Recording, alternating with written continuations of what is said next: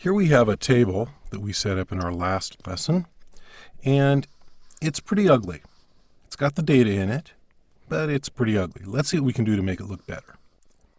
Here's our source HTML, and I've set it up to link to a style sheet called tables.css, and I have that over here. It doesn't have anything really in it yet. First of all, let's make the font Helvetica.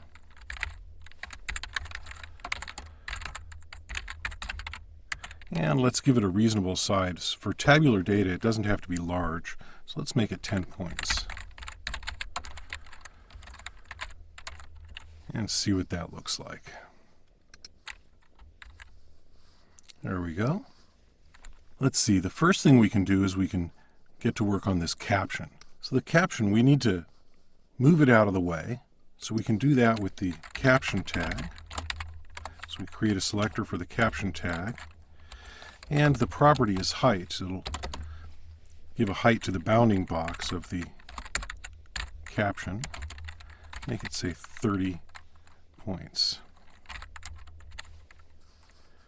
And come over here, and there we have a little space there. That might be too much space. Let's call it 25 points. Okay, and we can make it bold. So that's font weight,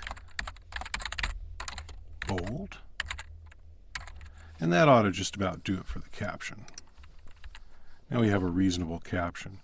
Now these are in the TH cells, and bold is okay, but I'd like them aligned left. So for TH, so we do all this in the style sheet.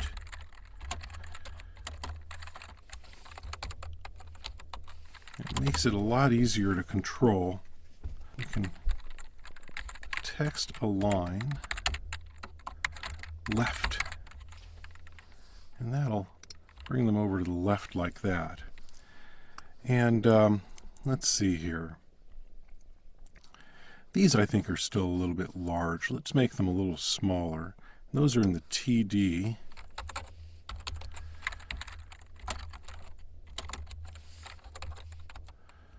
We can say font size maybe 10 pixels instead of 10 points and see what that looks like. I think 10 pixels is pretty much a minimum. That's pretty good. And here's something annoying that HTML does. Table cells always vertically align to the middle. We can make them vertically aligned to the top instead.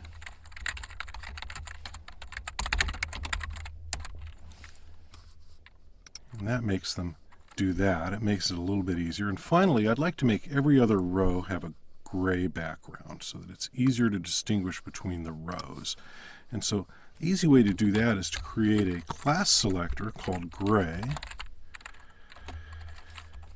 and apply it to every other row.